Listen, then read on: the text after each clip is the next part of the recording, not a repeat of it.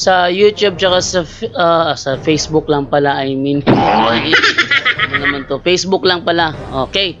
So, tayo ay nakaantabay ngayon sa ating live sa Facebook. At ngayon is mayroong makikipagtalakayan daw. Ewan ko kung sabadista ba ito. Pero ang topic namin is tutunayan, magkakasala ba tayo mga Katoliko pag kumain tayo ng litson? No, syempre, masarap yung litson eh. Pero ganun pa man, ano po?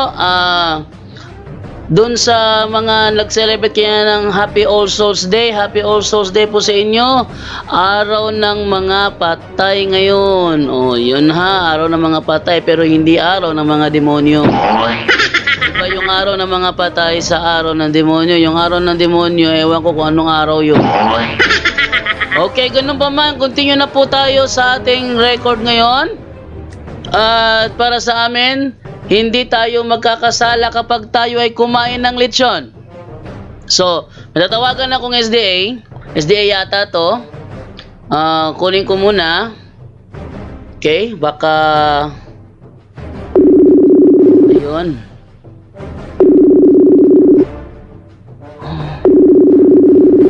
So, tingnan natin.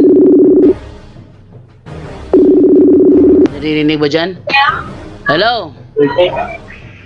Hello bro, naririnig ako dyan bro?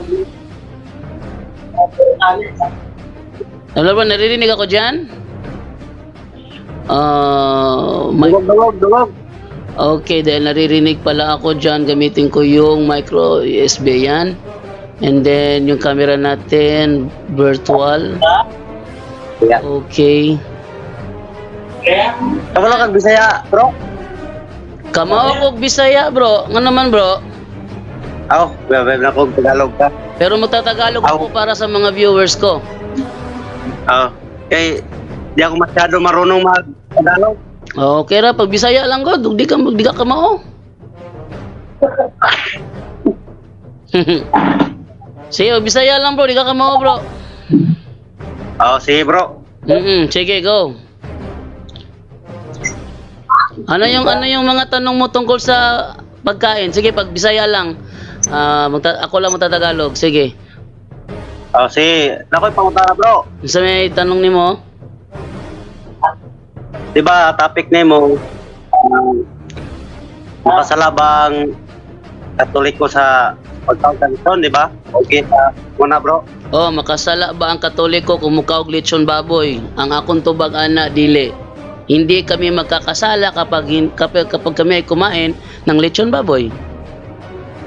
Ako'y kaduha nga pangutana bro. Kasi bang baboy, bawal ba rin sa Ginoo? Sa Israel, gibawal sa Ginoo. Sa Israel. Sa Pilipino, hindi kasama doon. So, dapat tayo mabasa bro sa Biblia na Israel ay gibawalan. Meron. Levitico 11:1 hanggang 2. Ito yung ito. Levitico 11:1 hanggang 2. Ito yung nakalagay. Dito tayo sa isa. Yan. Sabi ganito, inutusan ng Panginoon si Moises at si Aaron. Wait lang ha. Inutusan ng Panginoon si Moises at si Aaron na sabihin sa mga taga-Israel ang sumusunod. Inutusan ng Panginoon si Moises at si Aaron na sabihin sa mga taga-Israel ang mga sumusunod. Pwede ninyong kainin ng anumang hayop na lumalakad sa lupa na biyak ang kuko at ninunguyang muli ang kinain nito. So dito sa talatang ito, Israel ang inutusan. Israel. Napakaliwanag. Israel, sabihin mo sa mga taga-Israel. Wala namang sinabi, sabihin mo sa lahat ng tao sa buong mundo. Sige. Katulong ako pangutana bro. Ay, kaduwa nga pangutana. Sige, go.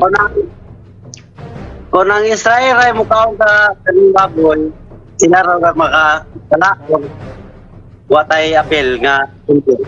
Yes, kapag kumain ng mga Israelita ng karning baboy, yung mga Judaism, makasala sila. Pero tayong mga Katoliko, hindi. Na ba tayo mabasa, bro? Yes, ito ang utos sa kanila. Hindi sa atin. Halimbawa, ganito. Taxi no entry. May placard dyan. Taxi no entry.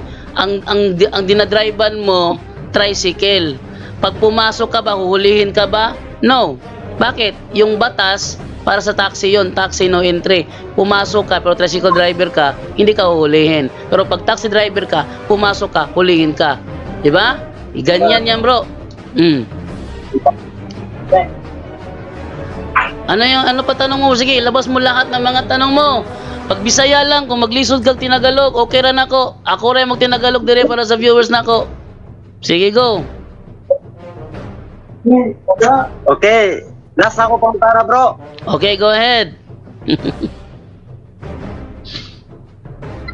Palihog ko basa sa Isaiah 66.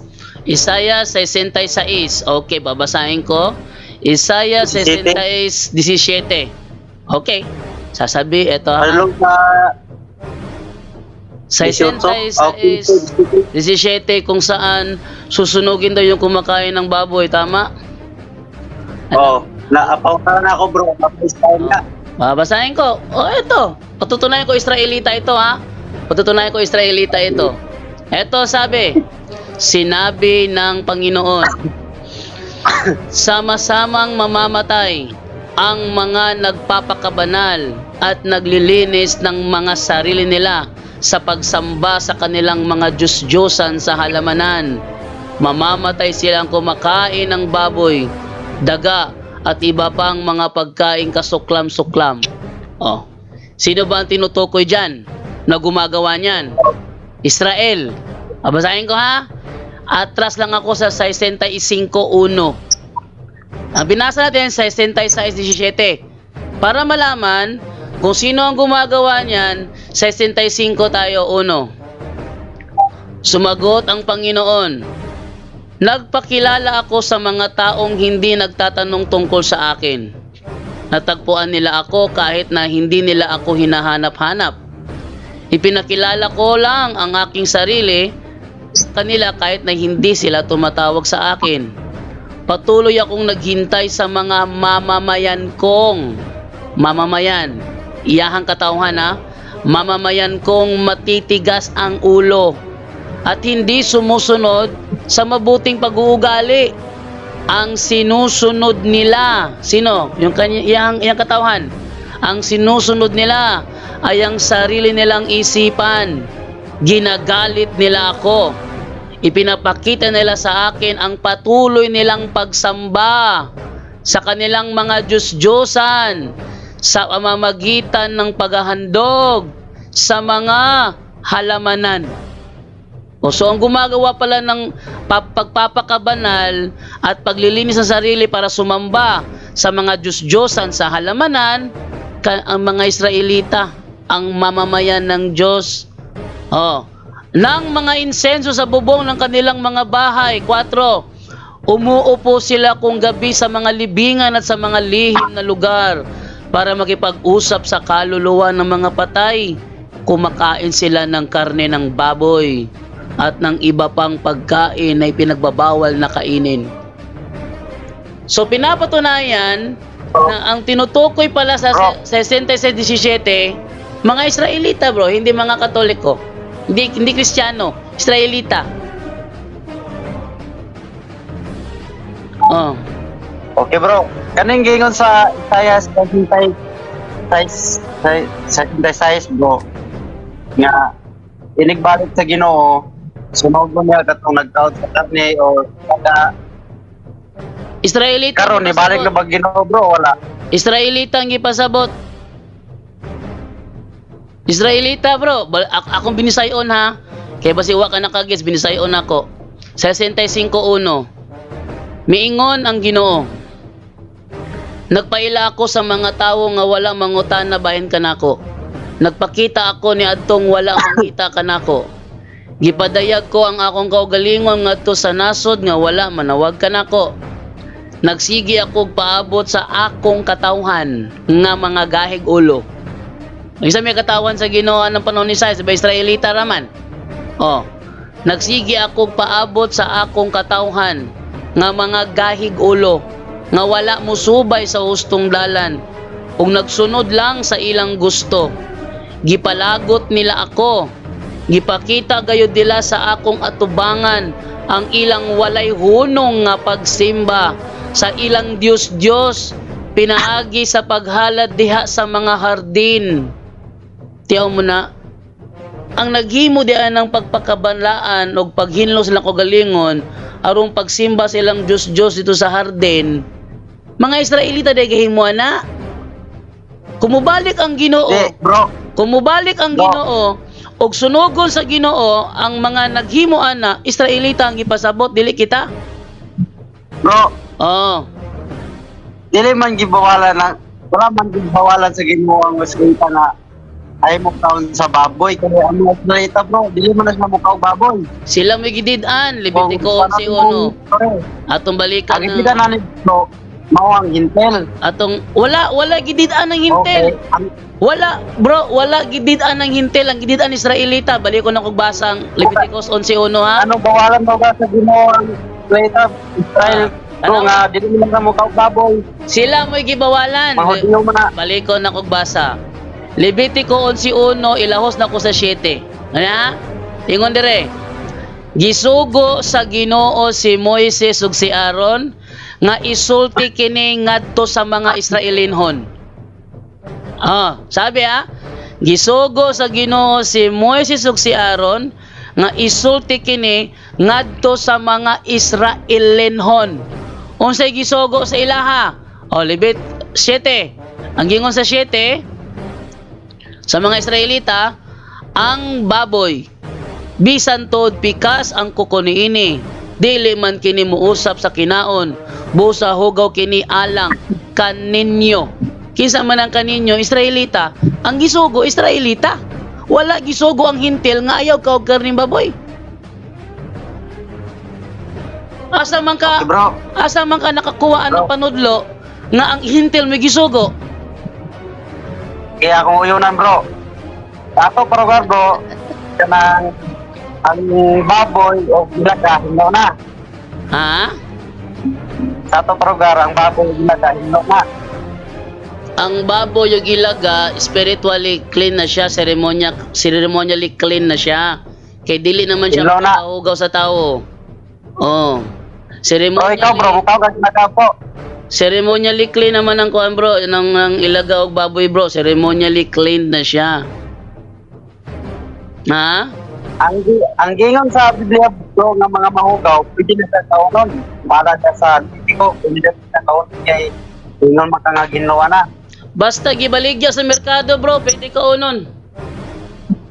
Na may gibali, na may sa kanang ilaga, bro, pwede na sa kaunon. So, Tagpila ginoo man, na, tagpila man ang kilo sa ilaga sa merkado bro. dili.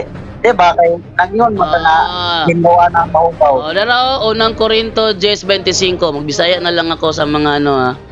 Unang Korinto 10:25. Sige ingon dire. Ha. Makahimo kamo pagkaon sa bisag unsang karne nga gibaligya diha sa merkado. So bisag unsang Okay. karnes baka, karne sa Sige po. baboy. Nabay karne sa ilaga sa merkado baligya. Wala. Padayon sa da, bro. Naa ba? Ito lang klarohon kung nabibaligyang ilaga sa merkado. Na. Nagingon mo ka, bro, nga ang mahugaw, ginawa na. Ingon ko ang mga mahugaw sa Old Testament ceremonially clean na siya karon. Ceremonially clean. Unya, Pati na ang mga ilaga, bro. yes, ceremonially clean na siya. Pero ang ipakaon sa Kristiyanos, bisag unsang karne gibaligya sa merkado.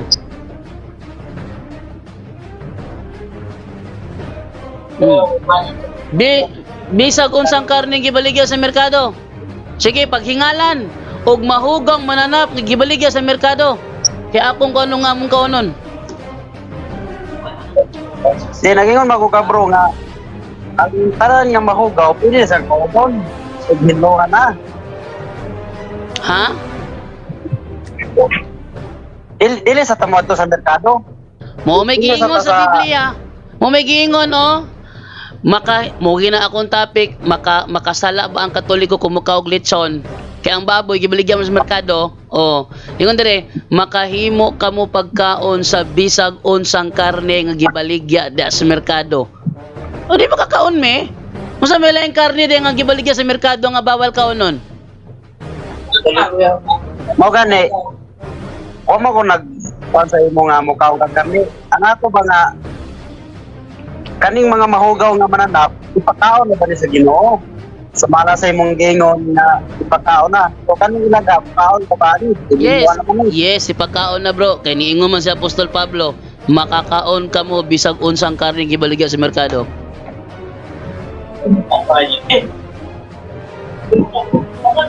So tanan nga mga mahugaw bro, pwede yung sa taonan bro. Ha? Tanan nga mga mahugaw mabulit-bulit. Tanan Pwede nga na siya mga kaunon. tanan nga mga mahugaw. Basta gibaligya na sa merkado, pwede kaunon. Oh, may giingon sa unang Korinto 10:25. Pwede na tamo kagwati bro. Gibaligya na sa merkado ang wate. At di sa tamo gato sa merkado. Gamit og bro, gamitag utok bro. Bro, gamitag Di. bro, gamitag utok ba? Nga ang atong issue dire makakaon na ba, makasala ba ang Katoliko kung mukaog lechon? Kaya nga naman, ang lechon, baligya na sa merkado. Karon imong gi-insert ang wate. Ngano gibaligya ba sa merkado ang wate? Na akong makutara sa imo bro. Nakasiguro ba ka nga isa nga karne dito sa Ha? ibaliga sa merkado ang sanay mo ginon. Yes, gibaligya sa merkado ang baboy. Unya ang baboy, pwede mo nimo paliton para himo ang lechon. Oh. Pwede nimo lutoon, pwede nimo humbaon. Ikaw bahala sa putahe sa baboy, gibaligya sa merkado, makahimo kita pagkaon. Nganong mudagan man kasawati? Bro, Sabadista ko sa una, Seventh-day Adventist, Tinago chapter ko member sa una. Tanang mga trick ninyo, mga teknik, kabisado na ko na. Unang tarungan na imong pagpangutana. Tewa mo ko nang utana nga. Taon ako. Ay klaro ha, wate dili. Ang wate wala nagibaligya sa merkado nga nangutana mga may tungod sa wate. Ang ako manggod bro, ako manggod nga naging ba ka nga ipakaon ang tanan yung mga magugaw. Yes, Siyempre, ingon. gisindan ta ka. Yes bro, ingon ko bro. Pwede ipakaon. Ipakaon na. Kung gibaligya sa merkado kay giingon manggod makakaon ka mo bisag unsang karne nga gibaligya sa merkado. Ang akong topic ron, makasala ba ang Katoliko kung mukaog lechon? Ang tubag dili. Ano man? Gibaligya mo sa merkado, pwede naman nakaunon. Ang ako magpangutana bro. Nga Ah, yun ba ka nga tanan nga mamahugaw. Siyempre, gisindan ta ka sa Levitico nga ingon, tanan sige. mga mahugaw pwede na kanon. Ingon ko, So- tanang mahugaw nga giila sa Old Testament, mahimo na nimong kanon karon. Ang problemahon, ang problemahon, kanang bitong kuan, kanang apan-apan, apan ba? Limpyo mo gyud na sa una. Pero wala ko'y kita na isdo ko nakitang isda yung inikaw na na. Ikaw kakapanapan. Ikaw nakakaw ka kapanapan wala. Panapan bro. Nakakaw ka kapanapan wala. Wala ko kailana bro, apanapan. Kanang kuan spider. Oh, Spider? kakaw na kana wa pa. Wala pa bro. Ano man mo nikaw na na? Nga ipakaon man na sa una. Spider ka ng lawa? Oh. Ano man nikaw na nga ipakaon man nga panapan? Di magkikukaw sa baboy bro. Kana mo Ikaw ba? Sa Old Testament ipakaon ng apan-apan. Atong basahon ha. Atong basahon unsay mga ipakaon. Giham, sa una ko ha. Levitico 11 atong basahon. Levitico 11:1 atong ilahos. Unya ang Ginoo miingon kang Moises ug kang Aaron. Sultihi ang mga Israelita nga kining mosunod mao ang mga mananap nga mahimo ninyong kanon. Bisan unsang mananapa nga pikas ug koko muusap sa ilang kinaon mahimo nga kanon ninyo. Apan ayaw ninyo kana ang kamelyo, ang kuneho, ang libre, kinahanglang nga isipon nga hugaw kining mga mananapa kay muusap kini sa ilang kinaon apan dili pikas ang kuko niini. Ang baboy bisan tuod pikas ang kuko niini dili man kini muusap sa kinaon busa hugaw kinialang kaninyo.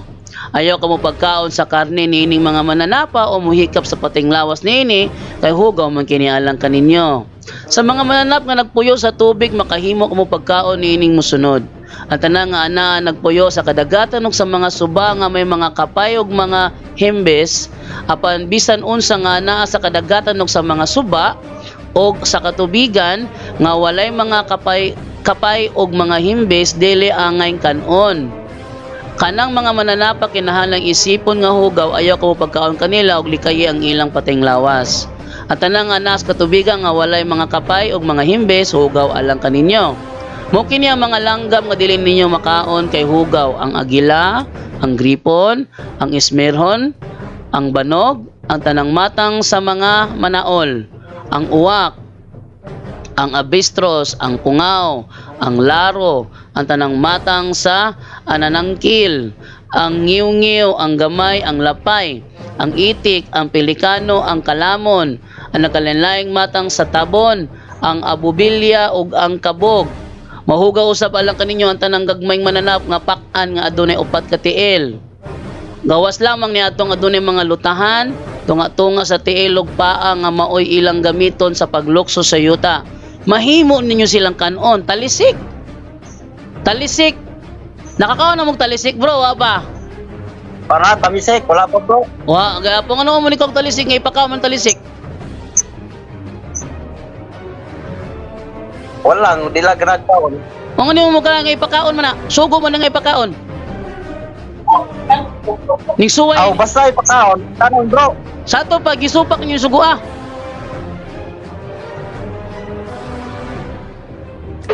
Ha? Sa ato, Basta yun lo bro, ito ba tanong bro?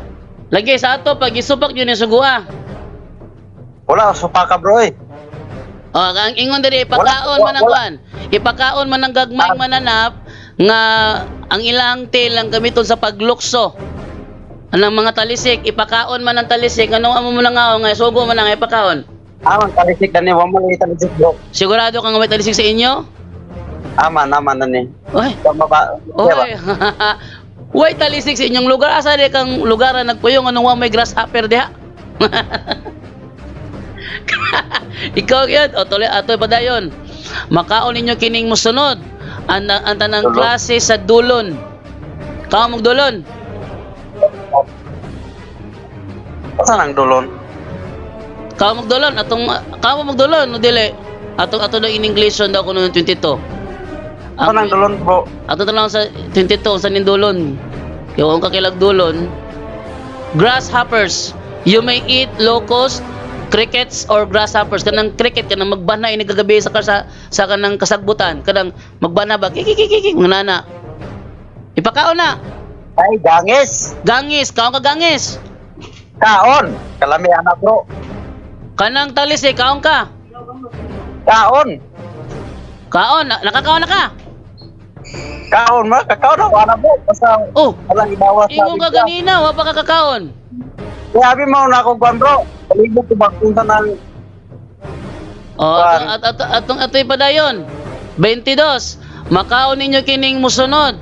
Ang tanang klase sa dulon, timos ug apan-apan. Ikaw na kag timos. kaon.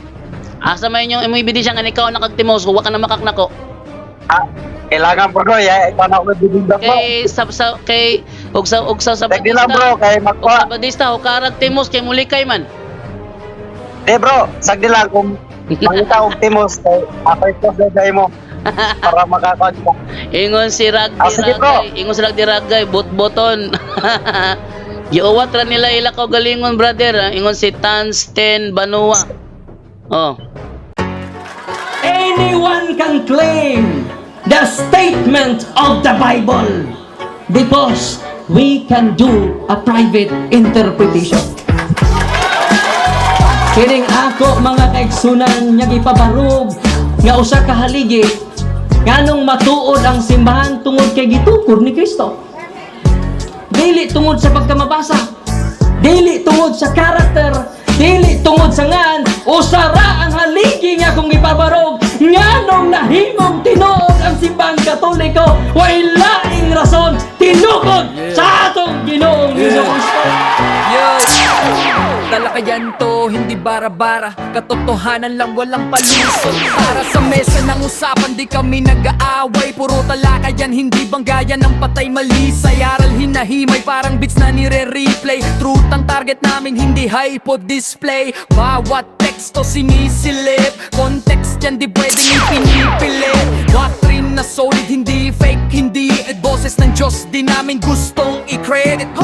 Doktrina flow, hasal ng pag-iisip. Salita ng Diyos, yan ang aming inisip. Uhaw sa turo, kaya kami nagdidip. Sa talakayan, truth ang pinanghahawakan. Keep it! Doktrina flow, hindi ito laro. Pag-unaway tumatagos hanggang buto. Sa bawat linya, puso ang sumisigaw. Katotohanan lang, walang bawal, walang bawas raw. May tanong, sige lapag mo, let's go. Di kami takot sa debate na may respeto. Spirito ang guide, parang bigtas mood ang tempo. Pag may liwanag, lahat ng shadow nagme-melo. Hindi kami nagmamarunong, nag-aaral lang. Pag may gap sa mind, Diyos ang pumuno niyan. ang Iglesia ng Diyos mula Espanya papuntang Pilipinas. Dapat malinaw yan. Hindi kompetisyon, hindi kami nagra-rhyme para lang manalo. Puso ang puhunan, hindi bara-bara ang palo. Truth ang goal, yan ang tunay na trono. Doktrina flow, hasal ng pag-iisip. Salita ng Diyos, yan ang aming inisip. Uhaw sa turo, kaya kami nagdidip. Sa talakayan, truth ang pinanghahahakan. Keep it, doktrina flow, hanggang dulo go. Liwanag ang bit-bit, hindi ego. Sa doktrinal na usapang totoo. The pillar and foundation of the Kami ang truth bida, is the yo! church, and the Catholic Church is the church founded by Jesus Christ. Then, asay inyong pilion.